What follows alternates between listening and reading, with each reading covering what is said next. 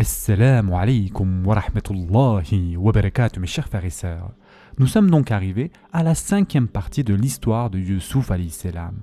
Et cette partie concerne le roi et son rêve. Allah Azza wa Jal dit dans le Coran, et le roi dit: en vérité, je voyais en rêve 7 vaches grasses mangées par 7 maigres, et 7 épis verts, et autant d'autres secs. Ô conseil de notables, donnez-moi une explication de ma vision, si vous savez interpréter le rêve. Surat Yusuf, verset 43. Pendant que Yusuf alayhi salam se trouvait encore en prison, le roi d'Égypte fit un rêve qui le troubla profondément. Et donc, il chercha immédiatement le sens. Le Coran rapporte que le roi a vu dans son rêve 7 vaches grasses que 7 vaches maigres dévoraient, et 7 épis verts ainsi que d'autres secs. Remarquons qu'Allah Azza wa Jal emploie ici le terme El-Malik, c'est-à-dire le roi, et non Pharaon. Ce détail, mes chers frères et sœurs en islam, est d'une grande importance. En effet, dans l'histoire de Yusuf alayhi salam, le dirigeant est toujours appelé le roi, tandis que dans l'histoire de Moussa alayhi salam, le souverain est toujours appelé Pharaon. Pourtant, la Bible, elle, emploie le même terme, pharaon, pour désigner les deux dirigeants sans distinction. Cette différence, que seul un expert en histoire égyptienne ancienne pourrait connaître, constitue une preuve éclatante de l'origine divine du Coran.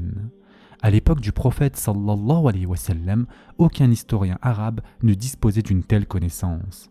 Or, le Coran a été révélé au 7e siècle et fait donc une distinction parfaitement exacte entre deux époques et deux dynasties distinctes d'Égypte.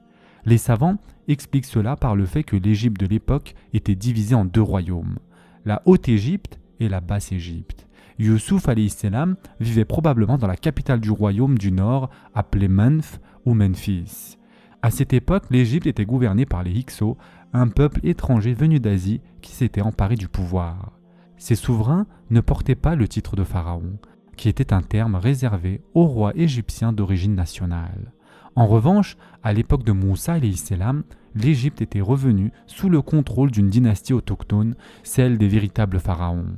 Ainsi, lorsque le Coran utilise le mot roi pour l'histoire de Yusuf alayhi salam et Pharaon pour l'histoire de Moussa alayhi salam, le Coran respecte une exactitude historique et linguistique que la Bible altérée et transmise sans soin n'a pas pu conserver. Le roi, profondément troublé par son rêve, convoqua alors ses ministres, conseillers et prêtres, leur disant « Ô notables, donnez-moi l'interprétation de mon rêve, si vous savez interpréter les rêves. » Ce rêve était à la fois mystérieux et effrayant, car il mêlait 2 symboles puissants, les vaches, symbole de richesse agricole et de prospérité en Égypte, et les épis de blé, symbole de subsistance et de récolte. Le roi sentait que ce rêve contenait un message d'une importance capitale, peut-être même une révélation divine concernant le destin du royaume.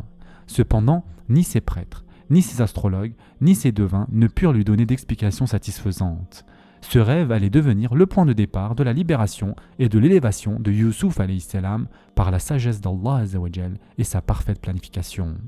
Ensuite, Allah subhanahu wa ta'ala, dans le verset suivant, dit « Ils dirent, c'est un amas de rêves, et nous ne savons pas interpréter les rêves. » Surat Yusuf, verset 44. Mes chers frères et sœurs en islam, le roi avait qualifié son rêve de ruya, un terme arabe désignant un rêve véridique. Un songe porteur de sens et souvent d'origine divine. Mais les anciens et les conseillers du roi, incapables de le comprendre, répliquèrent « Ce sont des ahlam, c'est-à-dire des visions désordonnées, sans signification réelle. » La distinction entre ces 2 termes est révélatrice, mes chers frères et sœurs en islam. Ruya désigne un rêve véridique ou significatif, souvent inspiré par Allah Azza wa Jal, tandis que ahlam, pluriel de hulm, renvoie à des rêves confus, souvent produits par l'imagination, le stress ou les désirs humains. Ainsi, le roi percevait son rêve comme porteur d'un message important, tandis que ses conseillers le considéraient comme un simple désordre d'images mentales, sans valeur spirituelle ou symbolique. Ils ajoutèrent « Et nous ne connaissons pas l'interprétation de tels rêves. » Par cette phrase, ils tentèrent de sauver la face. Plutôt que d'admettre leur ignorance, ils insinuèrent que le rêve lui-même n'était pas digne d'interprétation. En d'autres termes, ils rejetèrent la faute sur la nature du rêve plutôt que sur leur incapacité à en comprendre le sens. C'est là un trait humain intemporel. Beaucoup d'ignorants refusent de reconnaître leurs limites. Au lieu de dire tout simplement « je ne sais pas », ils préfèrent inventer des explications, détourner la discussion ou discréditer la question elle-même. Mais dans ce cas précis, leur arrogance allait préparer la scène pour que Youssouf alayhi salam soit rappelé, lui seul capable, par la permission d'Allah Azza wa Jal, de déchiffrer le message divin caché derrière le rêve du roi.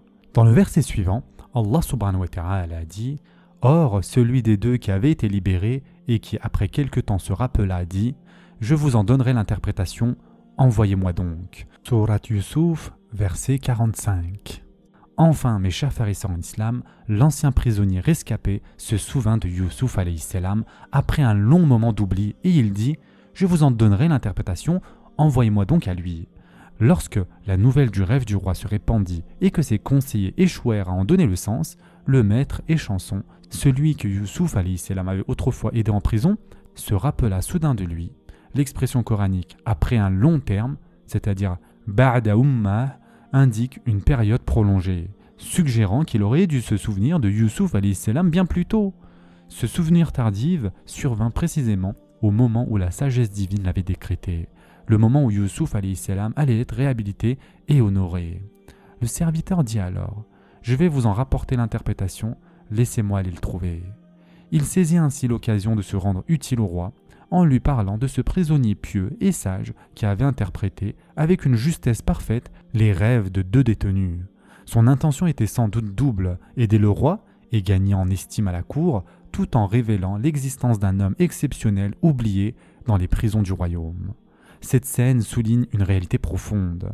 Les plans d'Allah Azza wa Jal ne se précipitent jamais, mais ils se déploient avec perfection au moment le plus opportun.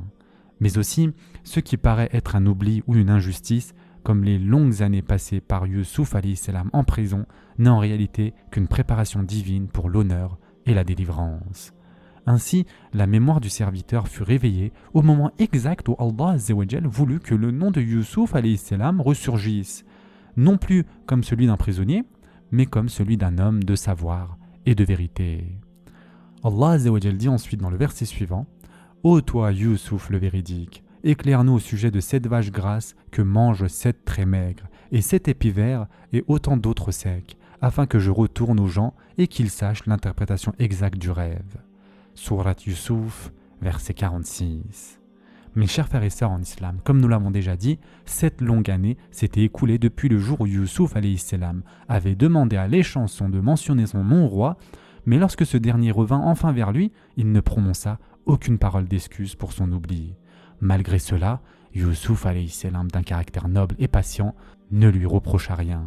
Il n'exprima ni rancune ni amertume, signe d'une âme purifiée et confiante en la sagesse d'Allah subhanahu wa ta'ala.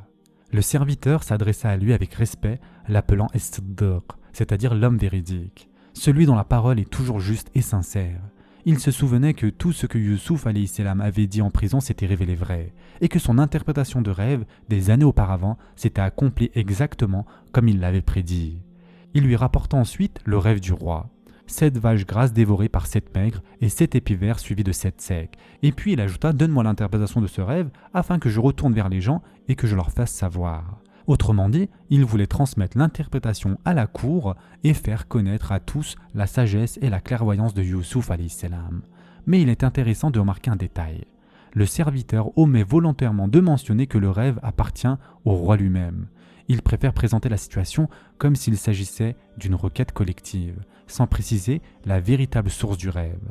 Cette omission trahit probablement un mélange d'intérêts et de calculs personnels. Il espérait tirer le mérite et la récompense de cette interprétation sans que Youssouf alayhi salam réclame quoi que ce soit en retour. Pourtant, Youssouf alayhi salam, libre de tout attachement matériel, ne s'intéresse ni à la gloire ni à la récompense. Ce qu'il cherche avant tout, c'est la vérité et le bien. Son cœur est tourné vers Allah Azza wa Jal, non vers les louanges des hommes. Ce passage illustre magnifiquement la grande morale de Youssouf alayhi salam. Il pardonne à celui qu'il a oublié.